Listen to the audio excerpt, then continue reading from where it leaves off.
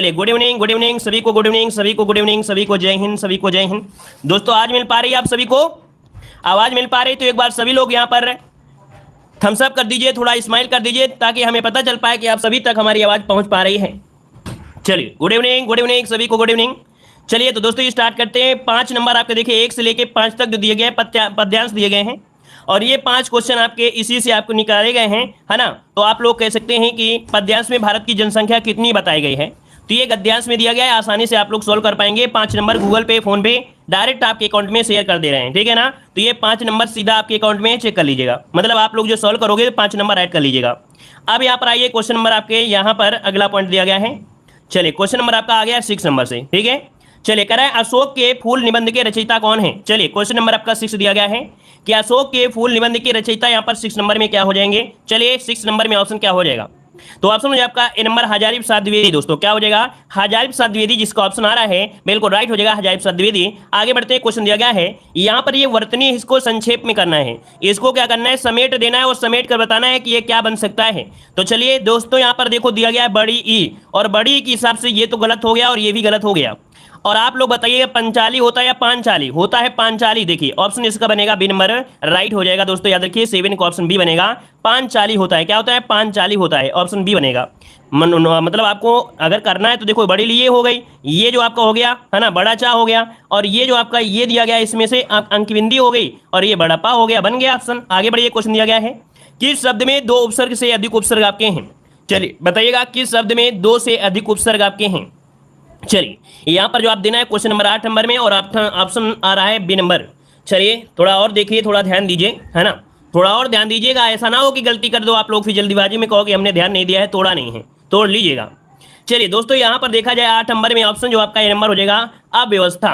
ये जो अव्यवस्था है इसमें उपसर्ग देखिए क्या है, सबसे पहले यहाँ पर जो आपका निकलेगा वो क्या निकलेगा, आ उपसर्ग निकल कर आएगा। क्या निकलेगा, आ उपसर्ग आ जाएगा, ठीक है ना। इसके बाद यहाँ पर वी बनेगा, क्योंकि व्यवस्था में वी शब्द आपको निकाला जाएगा। इसके बाद अ शब्द भी आपको निकल कर आ जाएगा, ठीक है ना, अ शब्द में निकल के आ जाएगा। इसके बाद जो स्था शब्द आपका बचा है यही आपका, अर्थात इसमें सबसे ज्यादा इसमें आपके हैं। आगे बढ़िए, क्वेश्चन दिया गया है हंस पद किस विराम चिन्ह के लिए और नाम से जाना जाता है। दोस्तों हंस पद किस विराम चिन्ह के एक और नाम से जानते हैं, तो यहाँ पर आंसर बनेगा ए नंबर त्रुटि विराम। जब क्या होता है, कहीं गलती हो जाती है तो ऐसे यहाँ पर त्रुटि विराम का चिन्ह लगा देते हैं, अर्थात हंस पद लगा देते हैं। ऑप्शन जो आपका आ रहा है ए नंबर आपका राइट हो जाएगा। आगे बढ़िए, क्वेश्चन दिया गया है सही विकल्प का आपको चुनना है, सही विकल्प क्या हो जाएगा। चलिए, कह रहा आपसे 2 शब्द चयन में विशेष ध्यान देने से कविता भाव संप्रेषण में सहायक होती है। यहाँ पर बताइए क्या भर सकते हैं। दोस्तों याद रखिएगा, अलंकारों के सार्थक प्रयोग, यहाँ पर भर दीजिए कि अलंकारों के सार्थक प्रयोग और शब्द चयन से विशेष ध्यान देने से कविता भाव संप्रेषण में सहायक होती है, अर्थात जिसका भी ऑप्शन आ रहा है बी नंबर राइट हो जाएगा। क्लियर है, आगे बढ़िएगा कि जिस समास का कोई पद प्रधान नहीं होता उसे क्या कहते हैं। जिस समास का कोई पद प्रधान ही नहीं होता है उसे क्या कहते हैं। दोस्तों यहाँ पर जवाब देना है।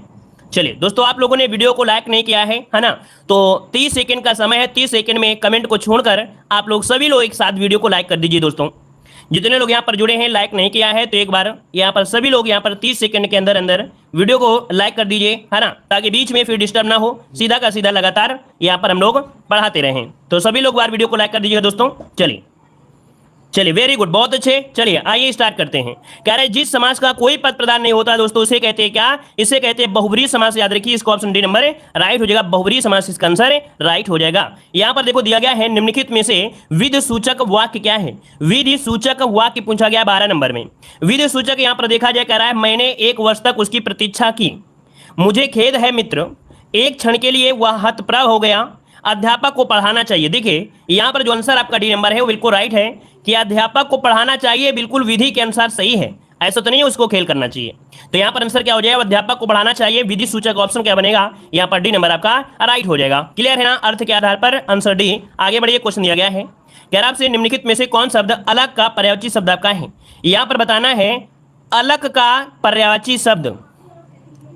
दोस्तों 13 का ऑप्शन बनेगा, यहाँ पर होता है केस। केस जानते हैं, केस जानते हैं, केस, अरे बाल जानते हैं, बाल, तो केस को ही बाल कहते हैं और बाल को ही कुंतल भी कहते हैं, ठीक है ना।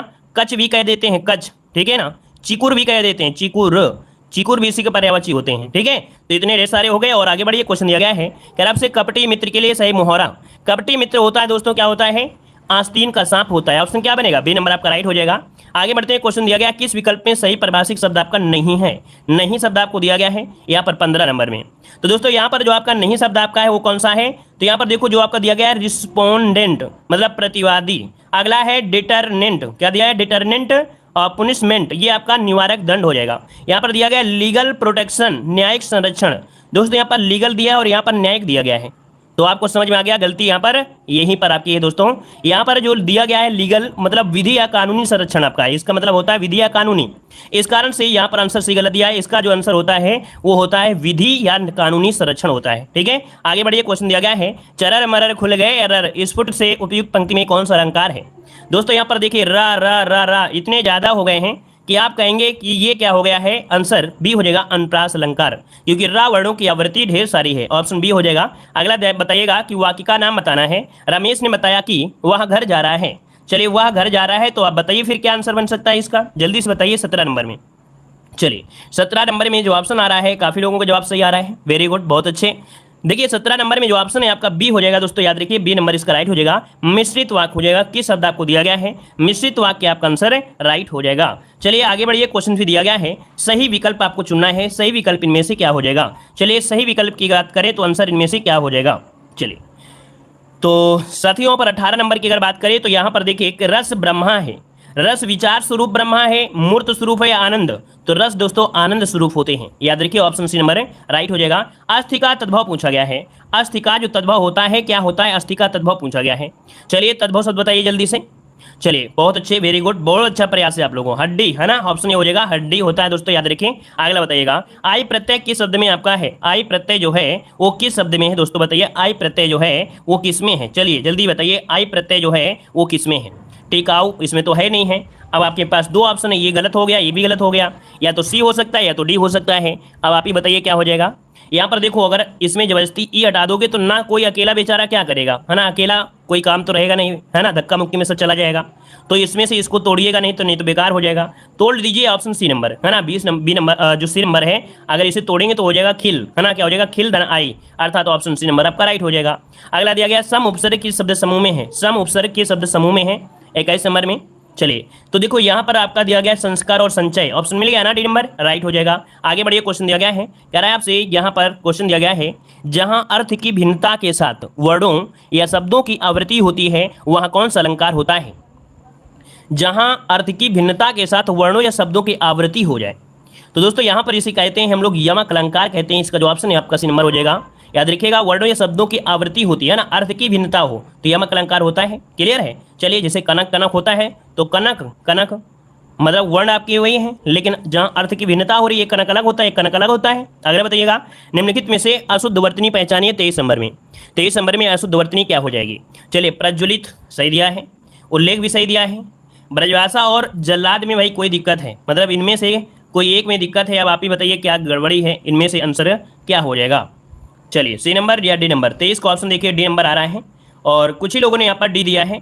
दोस्तों यहाँ पर जिन लोगों ने यहाँ पर डी दिया है उनका तो पूरी तरीके से गलत दिया गया है ना। याद रखिए यहाँ पर आंसर जो आपका सी दिया है ब्रजभाषा, क्योंकि ब्रजभाषा में ऐसे लिखा जाता है ना, ब्रजभाषा ऐसे लिखा जाता है, तो इस कारण से ऑप्शन सी आपका राइट हो जाएगा, ठीक है ना। डी नंबर नहीं होगा भाई, यहाँ पर सी नंबर होगा ब्रजभाषा, क्लियर है। चलिए आगे बढ़िए, क्वेश्चन दिया गया है, कह रहा आपसे अपनी खिचड़ी अलग पकाना मुहावरे का अर्थ बताना है। यहाँ पर आंसर क्या हो जाएगा 24 नंबर में। तो 24 का ऑप्शन होता है कि अपनी खिचड़ी अलग पकाना, मतलब क्या हो जाएगा, सबके लिए खाना पकाना तो होगा नहीं, मिलकर ना रहना, है ना, मिलकर ना रहना, ऑप्शन सी हो जाएगा। अगला दिया गया है दुष्परिणाम शब्द का संविच्छेद क्या होता है। दुष्परिणाम का संविच्छेद पूछा गया 25 नंबर में। दोस्तों यहाँ पर होता है दो धन परिणाम, इसका जो ऑप्शन है आपका सी नंबर है राइट हो जाएगा, ऑप्शन सी नंबर आपका राइट हो जाएगा, ठीक है ना। और हाँ, जिनको भी किसी प्रकार की समस्या होती है या पेट एग्जाम में आपको लगता है कि नहीं हिंदी में हम पूरा का पूरा स्कोर नहीं कर पाएंगे या हम ऐसे नहीं पढ़ सकते हैं, कितनी किताब पढ़ें क्या ना पढ़ें, तो आप लोग हमारे ऐप से जुड़ सकते हैं। देव जी के ट्रिक्स हमारा ऐप है, वहाँ पर आपके पेट एग्जाम का कंप्लीट सिलेबस थ्योरी के साथ साथ ऑब्जेक्टिव क्वेश्चन भी आपकी अपलोड कर दी गई है। आज पीडीएफ अपलोड कर दी गई है जिसमें कुछ चार्ज भी रखा गया है, तो उस चार्ज को पे करके आप लोग पीटी की जो हिंदी है वो कंप्लीट सिलेबस के अनुसार डाउनलोड कर सकते हैं, प्रिंट भी कर सकते हैं, थ्योरी के साथ साथ ऑब्जेक्टिव। तो आप लोग हमारे ऐप से जुड़ सकते हैं, देव जी के ट्रिक ऐप है, लिंक डिस्क्रिप्शन बॉक्स में दिया गया है, या आप लोग डायरेक्ट सर्च कर सकते हैं, ठीक है। चलिए दोस्तों अगला क्वेश्चन दिया गया है सुधनागत विच्छेद के लिए संधि बताइए क्या हो जाएगा। सुधनागत, तो यहाँ पर हो जाएगा क्या, स्वागत हो जाएगा, जो कि ऑप्शन क्या है बी नंबर है राइट हो जाएगा। अगला क्वेश्चन आपसे दिया गया है जलना शब्द में कौन सा प्रत्यय है 27 नंबर में। 27 नंबर जलना, है ना, जलन और इसके बाद क्या हो जाएगा, जलधन्ना। जलधन्ना मतलब ऑप्शन क्या बनेगा, सी नंबर इसका राइट हो जाएगा। अगला क्वेश्चन दिया गया है, निम्नलिखित में से विशेषण शब्द कौन सा है। विशेषण की पहचान करिए दोस्तों 28 नंबर में। तो यहाँ पर देखिए राम लड़का है, राम लड़का है अच्छा, तो अच्छा देखिए गुण, उसके गुण ही तो होते हैं ना, जो गुण होते हैं वही तो विशेषण होते हैं ना। ऑप्शन क्या बनेगा, डी नंबर। अगला बताइएगा, कह रहे हैं निम्नलिखित में से क्रिया से बनी भाववाचक संज्ञा नहीं है। क्रिया से बनी भाववाचक संज्ञा नहीं है 23 नंबर में, सॉरी 29 नंबर में। चलिए देखिए, कह रहा है कमाई, फिर दिया गया है यहाँ पर क्या दिया गया है, लड़ाई, फिर पढ़ाई, फिर भलाई दिया गया है। तो चलिए क्या आंसर हो जाएगा, कमाई, लड़ाई, पढ़ाई और भलाई, क्या बन सकता है, डी नंबर। दोस्तों यहाँ पर जो आपका 29 नंबर है, 29 नंबर में भलाई, मतलब आपसे यहाँ पर देखा जाए कि जो भलाई शब्द आपका है, भला विशेषण शब्द है। देखिए भला जो आपका है, भला ये विशेषण है और इसी से भलाई बना गई है, ये बन गई है क्या, तो ये बन गई आपकी भाववाचक संज्ञा, मतलब कह सकते नहीं है, भला शब्द से है ना। तो इसका ऑप्शन डी नंबर गलत हो जाएगा। अगला आपसे यहाँ पर देखो दिया गया है, देखो यहाँ पर भला ये होता है विशेषण, भला जो होता है वो विशेषण होता है और आई प्रत्यय जोड़कर बनाया गया है। चलिए आगे बढ़ते हैं, क्वेश्चन दिया गया है तत्सम शब्द चयन करना है। यहाँ पर तत्सम की अगर बात करें क्या हो जाएगा, कह रहा आपसे जीवा, देखिए मिल गया है ना ऑप्शन बी नंबर, जीवा आपका आंसर है, राइट हो जाएगा। अगला क्वेश्चन दिया गया है, 6 वाक्य आपको दिए गए हैं, प्रथम व अंतिम आपको इधर उधर घूम रहे हैं, इनको बस समेट कर एक साथ रख लेना है।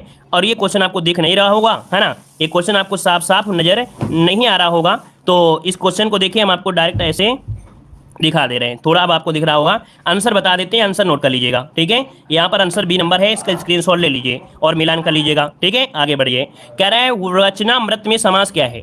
वचनामृत में समास पूछा गया है 32 नंबर में, और 32 की अगर बात करें तो दोस्तों यहाँ पर होता है कर्मधारय समास। वचनामृत होता है वचन रूपी अमृत, अर्थात रूपी शब्द आपको हो गया, अर्थात यहाँ पर बी नंबर कर्मधारय समास राइट हो जाएगा, वचन रूपी। और जिस समास में रूपी शब्द लग जाए दोस्तों, वो दुनिया का कौन सा समास बनेगा, कर्मधारय ही बनेगा।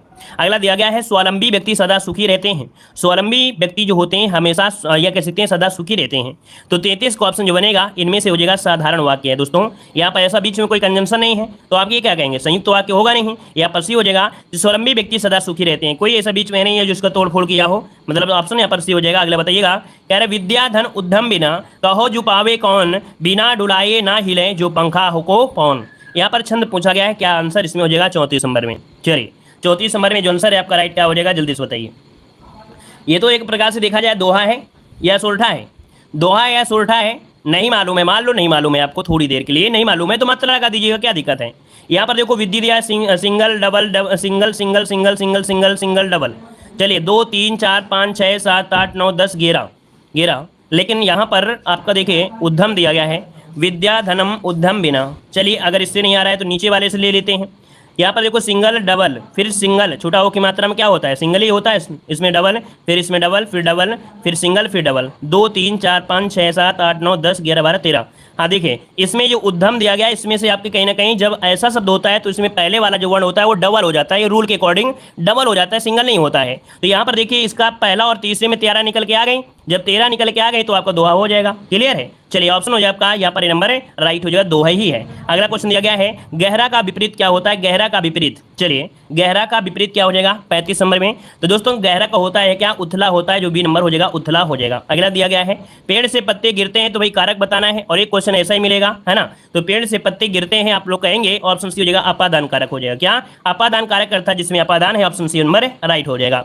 अगला उच्चारण के आधार पर व्यंजनों के कितने भेद होते हैं। चलिए उच्चारण के आधार पर व्यंजन के भेद पूछा गया है। 37 नंबर में जो ऑप्शन है आपका राइट क्या हो जाएगा, जल्दी से बताइएगा। चलिए 37 नंबर बताइएगा। तो दोस्तों याद रखिए उच्चारण के आधार पर 3 भेद होते हैं। यहाँ पर 3 भेद में जैसे आपका स्पर्श व्यंजन, अंतास्थ व्यंजन, फिर आपका उस व्यंजन, क्या स्पर्श व्यंजन, अंतास्थ व्यंजन, फिर उस व्यंजन, आपका हो जाएगा सी नंबर। अगला है प्रधानमंत्री में कौन सा लिंग होता है। चलिए 38 नंबर ऑप्शन लॉक करना है, आपका जवाब इनमें से क्या हो जाएगा 38 नंबर में। चलिए 38 नंबर में तो दोस्तों यहाँ पर हो जाएगा उभय लिंग, यहाँ पर आंसर क्या हो जाएगा सी नंबर। हाँ याद रखिएगा हिंदी में तो लिंग 2 ही होते हैं, लेकिन यहाँ पर संस्कृत में लिंग आपके अलग होते हैं।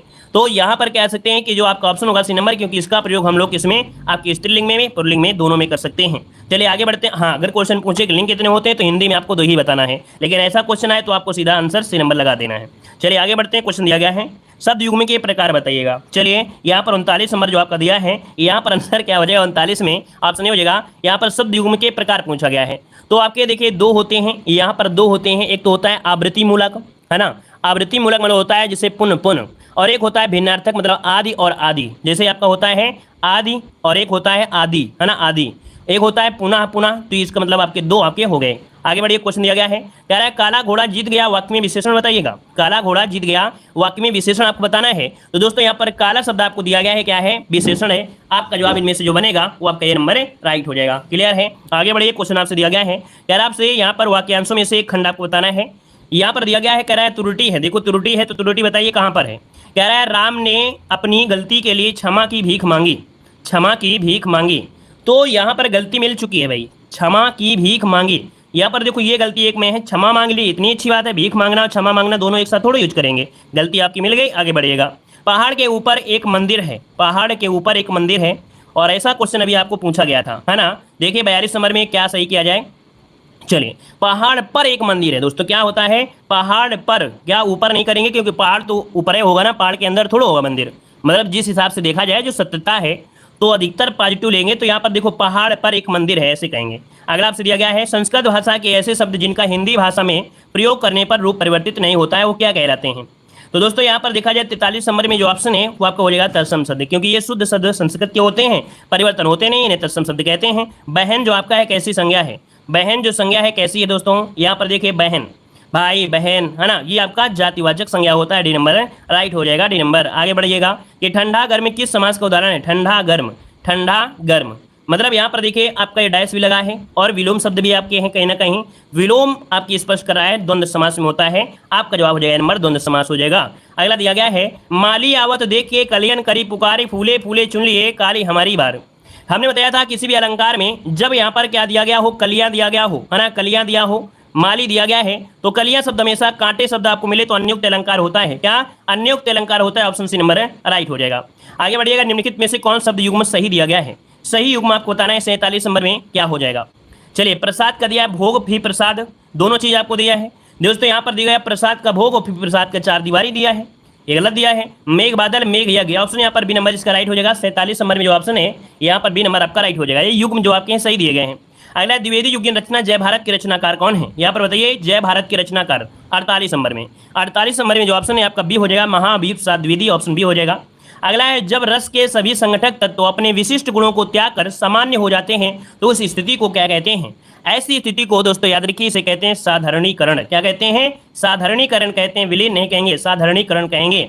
जब रस के सभी संगठक तत्व अपने विशिष्ट गुणों को त्याग कर सामान्य हो जाते हैं तो ये साधारण हो जाते हैं। अगला दिया गया है, संकटों से भरे रास्ते को चुनने वाला के लिए शब्द क्या है। संकटों से भरे रास्ते को चुनने वाले को क्या कहते हैं।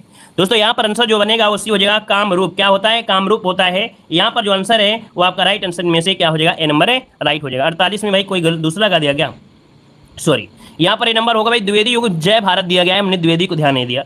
जय भारत, दोस्तों जय भारत के रचनाकार मैथिली शरणगुप्त, देखिए आप लोगों ने ध्यान दिला दिया, गलती होने से बच गई। यहाँ पर देखिए 48 का ऑप्शन ए नंबर बिल्कुल सही था, काफी लोगों ने कमेंट किया, बिल्कुल सही है। मैथिली शरण, जय भारत दिया ना, जय भारत मैथिली शरणगुप्त हो जाएगा। अगला यहाँ पर देखो दिया गया, अगला क्वेश्चन दिया है, संकट से भरे रास्ते को चुनने वाले के लिए कहा जाता है दोस्तों, याद रखिएगा कामरूप कहते हैं। इसका ऑप्शन हो जाए आपका सी नंबर है। चलिए आगे बढ़ते हैं, क्वेश्चन आपसे अगला पूछा गया है। यहाँ पर देखो अगला क्वेश्चन दिया गया है। चलिए यहाँ पर देखिए अगला क्वेश्चन आपके सामने आ गया है, उसको हम लोग सॉल्व करते हैं।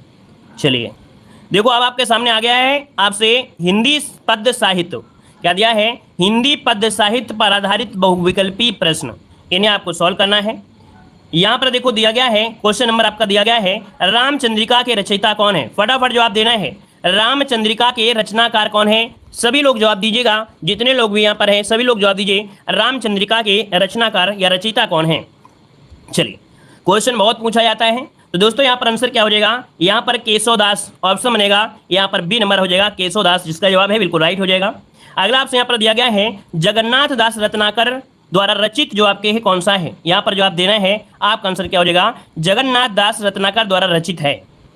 2 नंबर में जो ऑप्शन है आपका हो जाएगा बी नंबर है उद्धव शतक, क्या हो जाएगा उद्धव शतक, ऑप्शन बी नंबर है राइट हो जाएगा। अगला क्वेश्चन आपसे दिया गया है कि गंगा अवतरण की रचना करने वाले कवि हैं, गंगा अवतरण की रचना करने वाले कवि कौन है। चलिए इनका नाम है, यहाँ पर ऑप्शन हो जाएगा डी नंबर अर्थात जगन्नाथ दास रत्नाकर, ऑप्शन डी नंबर बन जाएगा। और आगे बढ़ते हैं, क्वेश्चन आपसे दिया गया है, श्री कृष्ण गीतावली के रचयिता कौन है। कृष्ण गीतावली के रचयिता कौन है, तो यहाँ पर हो जाएंगे ऑप्शन, यहाँ पर ए नंबर तुलसीदास है ना, तुलसीदास ने श्री कृष्ण गीतावली, दोहावली है ना, श्री रामचरितमानस ऐसी यहाँ पर कह सकते हैं कि रचना किया है। अगला यहाँ पर दिया गया है, आंसू के रचनाकार हैं, आंसू के रचनाकार हैं 5 नंबर में। तो जय शंकर प्रसाद यहाँ पर देखिए आपका जवाब इनमें से क्या हो जाएगा, जय शंकर प्रसाद, ऑप्शन डी हो जाएगा। आगे बढ़ते हैं, क्वेश्चन दिया गया है द्वापर के रचयिता हैं आपके मैथिली शरण गुप्त, ऑप्शन क्या हो जाएगा यहाँ पर आपका भी हो जाएगा मैथिली शरण गुप्त।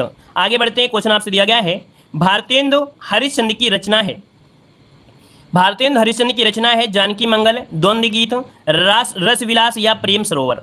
तो यहाँ पर जो आंसर हो जाएगा प्रेम सरोवर हो जाएगा। यह भारतेंदु हरिश्चंद्र की रचना है और यहाँ पर प्रेम प्रलाप, प्रेम सरोवर है कि नहीं, प्रेम माधुरी, प्रेम तरंग, कृष्ण चरित्र ये होती है। इनकी जो मृत्यु हुई थी वो कब हुई थी, इनकी मृत्यु हुई थी 6 जनवरी 1850, 6 जनवरी 1850 को। अगला आपसे यहाँ पर देखो दिया गया है सुमित्रा नंदन पंत की रचना नहीं है, यहाँ पर जवाब दीजिए क्या हो जाएगा आंसर, इनमें से क्या हो जाएगा। तो ऑप्शन यहाँ पर बनेगा ए नंबर युगधारा। युगधारा किसकी रचना है, चलिए युगधारा जो रचना है वो किसकी रचना है, यहाँ पर जवाब दीजिए जितने लोग हैं यहाँ पर जवाब दीजिएगा युगधारा किसकी रचना है, यहाँ पर जवाब दीजिए भाई युगधारा किसकी रचना है। चलिए युग वीणा युगधारा, युगधारा बताना है आपको, नागार्जुन की है, किसकी है नागार्जुन की है। याद रखिए यहाँ पर दिया गया था पंत जी की रचना में युगांत है, लोकायतन है, वीणा है, लेकिन युगधारा जो है ये किसकी है, तो युगधारा है आपके नागार्जुन की है। आगे बढ़िए, अगला पॉइंट आपसे दिया गया है कि भारतेंदु हरिश्चंद्र की रचना है 9 को। अगला आपसे दिया गया है कौन अष्टछाप कवि नहीं है, कौन अष्टछाप कवि नहीं है, अष्टछाप कवियों को बताना है। यहाँ पर परमानंद दास, नंददास, नावादास, चतुर्बुद्ध दास 10 नंबर में। तो यहाँ पर देखिए आपका जो आंसर बनेगा ये नंबर, जो परमानंद दास हैं ये आपके अष्टछाप कवि नहीं है दोस्तों, याद रखिए अष्टछाप के कवियों में परमानंद का स्थान नहीं आता है। अगला आपसे यहाँ पर दिया गया है रीतकाल, देखिए आपको दिया गया रीतकाल के किस कवि ने वीर रस की रचना किया है।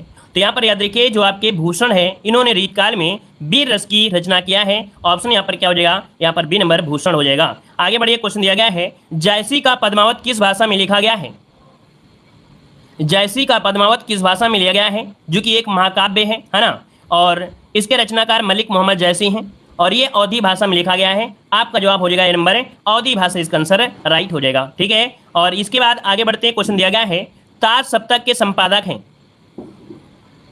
तार सप्तक के संपादक पूछा गया है, तो अज्ञेय जी हैं, याद रखिए यहाँ पर जो आंसर है वो आपका हो जाएगा सी नंबर अज्ञेय हो जाएगा। आगे बढ़िए, अगला दिया गया है कामायनी महाकाव्य के रचयिता हैं, कामायनी महाकाव्य के रचयिता हैं।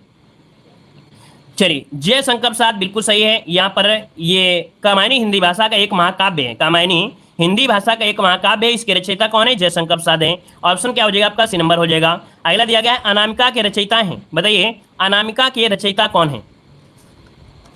चलिए अनामिका के रचयिता कौन है, तो यहाँ पर देखिए आपका जवाब क्या हो जाएगा, निराला हो जाएगा, निराला, जो कि ऑप्शन यहाँ पर सी नंबर दिया गया है, निराला आंसर आपका हो जाएगा। और आगे बढ़ते हैं, क्वेश्चन आपसे अगला दिया गया है, यहाँ पर आपसे कह रहे हैं निम्नलिखित में से प्रयोगवादी कवि कौन है, प्रयोगवादी कवि कौन आपके हैं, तो यहाँ पर अज्ञेय जी हो जाएंगे जिन्होंने तार सप्तक प्रारंभ किया था, तो आपका जवाब हो जाएगा अज्ञेय, ऑप्शन डी हो जाएगा। आगे बढ़िए, क्वेश्चन आपसे अगला पूछा गया है, दिया गया है प्रजा हितैषी समाचार पत्र निकालने वाले हिंदी सेवी कौन थे, जिन्होंने प्रजा हितैषी निकाला था। इसके संपादक जो आपके हैं याद रखिए राजा लक्ष्मण सिंह है, कौन है, राजा लक्ष्मण सिंह, जिन्हें हम लोग शिव प्रसाद सितारे हिंद के नाम से जानते हैं। तो यहाँ पर आंसर जो आपका, सॉरी शिव प्रसाद सितारे हिंद अलग हो जाएंगे, यहाँ पर राजा लक्ष्मण सिंह ही होंगे, ठीक है, शिव प्रसाद सितारे हिंद अलग हैं, यहाँ पर राजा लक्ष्मण सिंह होगा, आपका सी नंबर हो जाएगा, मतलब यहाँ पर गा जो आपका दिया राजा लक्ष्मण सिंह बनेगा, ठीक है। चलिए यहाँ पर देखो दिया गया है, अगला क्वेश्चन है रीतबद्ध काव्य के कवि कौन है, रीतबद्ध काव्य के कवि कौन है, यहाँ पर देखिए क्या जवाब हो जाएगा 18 नंबर में।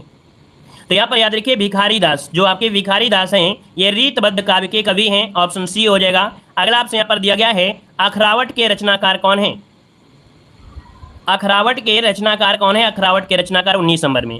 यहाँ पर 19 नंबर में जो ऑप्शन है यहाँ पर बनेगा ए नंबर मलिक मोहम्मद जायसी, क्या हो जाएंगे, मलिक मोहम्मद जायसी। अगला क्वेश्चन दिया गया है, यहाँ पर दिया गया है जनवादी कविता की वृहत्त्रयी में आते हैं, जनवादी कविता की वृहत्त्रयी में आते हैं, इसमें से जो आपके आते हैं याद रखिएगा नागार्जुन, त्रिलोचन शास्त्री, केदारनाथ अग्रवाल, अर्थात ऑप्शन जो हो जाएगा वो आपका सी नंबर राइट हो जाएगा। अगला आपसे यहाँ पर क्वेश्चन दिया गया है भक्तिकाल की रचना है, तो भक्तिकाल की रचना आपके देख सकते हैं विनय पत्रिका है, किसकी है, तो तुलसीदास की रचना है ना, तुलसीदास की है विनय पत्रिका, तुलसीदास।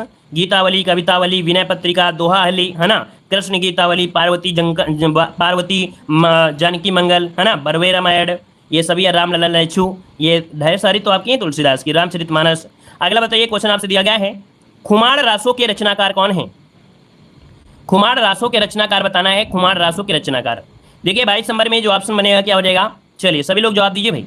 यहाँ पर याद रखिएगा आपका वो जवाब हो जाएगा दलपत विजय। कौन होंगे? दलपत विजय ऑप्शन यहाँ पर बनेगा, बी नंबर राइट हो जाएगा, दलपत विजय इसका आंसर राइट हो जाएगा। और ये जो आपका है 5000 छंदों का विशाल काव्य ग्रंथ है, ये जो खुमार रासो है ये 5000 छंदों का एक विशाल काव्य संग्रह है। अगला आपसे यहाँ पर देखो दिया गया है, मैथिली शरणगुप्त की रचना है, मैथिली शरणगुप्त की रचना बताइए। चलिए अभी आपने पढ़ा कि भारत भारती है ना, ऑप्शन क्या हो जाएगा यहाँ पर याद रखिएगा भारत भारती, जो ऑप्शन सी नंबर दिया गया है राइट हो जाएगा। इनकी और भी रचनाएं हैं जैसे जयद्रथ वध हो गया, साकेत जो कि बहुत पूछा जाता है, साकेत किसकी रचना है? तो आपकी मैथिली शरणगुप्त की है ना। यशोधरा भी आपसे पूछा जाता है, यशोधरा किसकी है? यशोधरा भी इन्हीं की है, ठीक है। नहुस एक नाटक भी है, नहुस, तो नहुस इन्हीं के द्वारा लिखा गया एक नाटक भी है। जय भारत इन्हीं का है, ठीक है। और आगे बढ़िए, क्वेश्चन दिया गया है अष्टछाप के कवि नहीं है, यहाँ पर बताइए अष्टछाप के कवि। देखिए अष्टछाप के कवि में आपको देखो यहाँ पर दिया गया है भिखारी दास, अर्थात भिखारी दास नहीं आते हैं, तो आते कौन कौन हैं? 8 आपके जो कवि हो कौन है? तो याद रखिए एक तो हो जाते हैं कुंभन दास, सूरदास, परमानंद दास, चतुर्बुद्धदास, गोविंद स्वामी, छीत स्वामी, नंददास, कृष्णदास, है ना। मतलब यहाँ पर जो आंसर है वो आपका भिखारी दास आपके नहीं होंगे। और आगे बढ़ते हैं, क्वेश्चन आपसे दिया है प्रयोगवादी कवि हैं, प्रयोगवादी कवि गिरजा कुमार माथुर हैं। कौन है? गिरजा कुमार माथुर यहाँ पर हो जाएंगे, गिरजा कुमार माथुर हो जाएंगे। आगे बताइए, क्वेश्चन आपसे दिया गया है छायावाद के प्रमुख कवि। चलिए बताइए छायावाद के कवि में आपके जो है मुख्य रूप से उनमें से कौन है? तो ऑप्शन क्या हो जाएगा आपका? बी नंबर याद रखिएगा जयशंकर प्रसाद। अब याद रखिए जयशंकर प्रसाद, सूर्यकांत त्रिपाठी निराला, सुमित्रा नंदन पंत, महादेव वर्मा, पंडित माखनलाल चतुर्वेदी, है ना। ये जो आपके कवि हैं इनमें से आपसे पूछ लेता है जयशंकर प्रसाद, सूर्यकांत त्रिपाठी निराला, सुमित्रा नंदन पंत, महादेव वर्मा, पंडित माखनलाल चतुर्वेदी, ठीक है। चलिए लेकिन यहाँ पर माखनलाल चतुर्वेदी भी आपको दिया गया है, तो ये यहाँ पर गड़बड़ी हो जाएगा क्या? चलिए यहाँ पर जयशंकर प्रसाद भी पंडित माखनलाल चतुर्वेदी इस काव्य में प्रतिनिधि कवि माने जाते हैं। ये बताइए यहाँ पर जो आपका दिया गया है माखनलाल चतुर्वेदी, ये किस युग के हैं? माखनलाल चतुर्वेदी किस युग के कवि हैं? चलिए छायावाद की हस्तियों में से हैं। ये तो भाई छायावादी में इसका मतलब है कि यहाँ पर देखिए आपके जयशंकर प्रसाद भी हैं और माखनलाल चतुर्वेदी हैं। इसका जो जवाब बनेगा वो खा हो जाएगा और आपका घा, अर्थात जयशंकर प्रसाद भी हैं और माखनलाल चतुर्वेदी भी हैं, यहाँ पर आपके हैं, दोनों याद रखिएगा, ठीक है। तो यहाँ पर सुधार कर लीजिएगा, यहाँ पर ये भी हैं और आपके ये भी हो जाएंगे। अगला बताइए, क्वेश्चन दिया गया है साकेत के रचनाकार कौन है? साकेत के रचनाकार कौन है? मैथिली शरणगुप्त हो जाएंगे, मैथिली शरणगुप्त। यहाँ पर देखिए ऑप्शन सी हो जाएगा। अगला क्वेश्चन आपसे दिया गया है छायावादोत्तर काल का समय माना जाता है, छायावादोत्तर काल का समय जो माना जाता है वो क्या माना जाता है? तो यहाँ पर जो आंसर बनेगा क्या हो जाएगा? छायावादोत्तर काल का समय। चलिए यहाँ पर जो आंसर बनेगा इनमें से क्या हो जाएगा? छायावादोत्तर युग आपसे पूछा गया है। चलिए छायावाद अगर होता तो हम लोग 1918 से 36 बताते, तो लगभग यहाँ पर हिसाब से देखा जाए तो छायावादोत्तर युग जो आपका है यहाँ पर लगभग आपका कौन सा बनेगा? यहाँ पर देखिए खा वाला जो आपका 1953 से है। चलिए आगे बढ़िए, क्वेश्चन आपसे अगला पूछा गया है संसद से सड़क तक रचना है किसकी है? संसद से सड़क तक रचना तो आपकी धूमिल की हो जाएगी, धूमिल, है ना, कवि धूमिल। अगला क्वेश्चन आपसे यहाँ पर दिया गया है छायावादी काव्य की वृहत्रयी में नहीं है, छायावाद में आपके नहीं आते हैं यहाँ पर 30 नंबर में। तो देखिए आपका जवाब हो जाएगा महादेव वर्मा, ठीक है, महादेव वर्मा इसमें से नहीं है। अदर जयशंकर प्रसाद, सूर्यकांत त्रिपाठी निराला, सुमित्रा नंदन पंत आपकी इसमें है। और अगला आपसे दिया गया है कि किस कवि को राष्ट्र कवि का सम्मान प्राप्त हुआ है? किस कवि को राष्ट्र कवि का सम्मान प्राप्त हुआ है? यहाँ पर देखिए आपका आंसर क्या हो जाएगा। चलिए यहाँ पर जवाब दीजिए, क्वेश्चन नंबर 31 दिया गया है और 31 नंबर की अगर बात करें तो क्या हो जाएगा? यहाँ पर मैथिली शरणगुप्त जिसका भी ऑप्शन है सही हो जाएगा। अगला आपसे यहाँ पर देखो दिया गया है दीप शिखा का रचयिता कौन है, या दीप शिखा किसकी रचना है? चलिए 32 नंबर में ऑप्शन क्या बनेगा? 32 नंबर में ये महादेव वर्मा जिसका भी ऑप्शन है बिल्कुल राइट हो जाएगा, याद रखिएगा महादेव वर्मा ऑप्शन बी हो जाएगा। अगला क्वेश्चन आपसे यहाँ पर दिया गया है निम्नलिखित में से कौन सी रचना भक्ति काल में लिखी गई है? भक्ति काल में लिखी गई है आपकी कौन सी रचना है? तो देखिए आपका जवाब हो जाएगा सूरसागर। सूरसागर किसने लिखा है? तो आपके सूरदास ने लिखा है। किसने लिखा है? तो आपके सूरदास ने लिखा है। सूरसागर, सूरसारावली, साहित्य लहरी, ये सूरदास की प्रमुख रचनाएं हैं। क्या है? सूरसागर, सूरसारावली, साहित्य लहरी। आगे बढ़िए, क्वेश्चन आपसे दिया गया है वीर गाथा काल के कवि कौन है? वीर गाथा काल के कवि जो आपसे पूछा गया इनमें से क्या हो जाएंगे? तो दोस्तों यहाँ पर आंसर जो बनेगा वो आपका हो जाएगा चंदबरदाई। क्या हो जाएंगे यहाँ पर? चंदबरदाई। चंदबरदाई की एक कृति है, जो कि चंदबरदाई की कृति है पृथ्वीराज रासो। क्या है? पृथ्वीराज रासो, है ना, पृथ्वीराज रासो ये प्रमुख कवि है। मतलब कह सकते हैं पृथ्वीराज रासो चंदबरदाई। वहीं पर नरपति नाल है विसलदेव रासो, है ना। वहीं पर जगनिक परमाल रासो, जगनिक को हम लोग आलाखंड के नाम से भी जानते हैं, याद रखिए, जगनिक को परमाल रासो या आलाखंड के नाम से भी जाना जाता है। यहाँ पर अगला पॉइंट आपसे दिया गया है, विसलदेव रासो रचना है। विसलदेव रासो जो रचना है किसकी है? तो यहाँ पर देख सकते हैं विसलदेव रासो नरपति नाल है ना। विसलदेव रासो की जो रचना है वो नरपति नाल है, नरपति नाल हो जाएगा। और नरपति की उपाधि रही है अर्थात नाल है उनका नाम भी हो सकता है।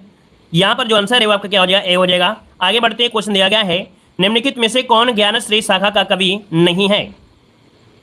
ज्ञानश्रेय शाखा का कवि नहीं है 36 नंबर में। देखिए 36 नंबर की अगर बात करें तो ऑप्शन यहाँ पर क्या हो जाएगा? यहाँ पर गोस्वामी तुलसीदास, ये आपके भक्ति काल से जुड़े हुए हैं। ऑप्शन क्या हो जाएगा आपका? ए नंबर राइट हो जाएगा। अगला क्वेश्चन दिया गया है, प्रिय प्रवास के रचनाकार कौन है? प्रिय प्रवास के रचनाकार पूछा गया है। तो यहाँ पर देखिए 37 नंबर में ऑप्शन क्या हो जाएगा? 37 नंबर में ऑप्शन जो हो जाएगा अयोध्या सिंह उपाध्याय हरिऔध हो जाएगा। क्या हो जाएगा? अयोध्या सिंह उपाध्याय हरिऔध, ये प्रिय प्रवास के रचनाकार हैं। याद रखिएगा जब इसका कभी नाम लिखिए, है ना, जब कभी भी अयोध्या सिंह उपाध्याय लिखिए तो उसके आगे हरिऔध लिखा होता है। तो ये जो हरिऔध लिखा है, या देखिए हरिऔध, ये इनका उपनाम है। क्या है? उपनाम है। और कोई भी जब उपनाम होता है उसको याद रखिएगा सिंगल इन्वर्टेड कामा से लिखा जाता है। किससे? सिंगल इन्वर्टेड कामा से किसी का भी नाम अगर मिल जाए, अगर इस प्रकार से लिखना है उपनाम, तो हमेशा आपको सिंगल इन्वर्टेड कामा ही आपको लगाना है, ठीक है ना। चलिए अगला दिया गया है कि छायावाद की प्रमुख विशेषताएं हैं। छायावाद की प्रमुख विशेषताएं इनमें से कौन कौन सी हैं? तो यहाँ पर देखिए छायावाद में प्रकृति का मानवीकरण किया गया है, प्रकृति के बारे में बताया गया है। आंसर क्या हो जाएगा? ए नंबर हो जाएगा, प्रकृति की मानवीकरण। अगला है सुमित्रानंदन पंत की रचना कौन सी है? यहाँ पर बताइएगा सुमित्रानंदन पंत की रचना कौन है? चलिए सुमित्रानंद पंत की रचना की अगर बात करें तो यहाँ पर देखिए पल्लव। क्या हो जाएगा? पल्लव, जो कि ऑप्शन क्या है यहाँ पर? सी हो बी हो जाएगा, बी पल्लव हो जाएगा। इनकी और भी आपकी रचनाएं हैं, जैसे वीणा, है ना, वीणा, पल्लव, गुंजन, युगांत, युगवाणी, है ना। और यहाँ पर एक होता है बूढ़ा चांद, कला और बूढ़ा चांद इन्हीं की है। लोकायतन, इनका याद रखिए, लोकायतन जो है आपका है लोकायतन, ये इनका महाकाव्य है। क्या है? महाकाव्य है। चिदम्बरा।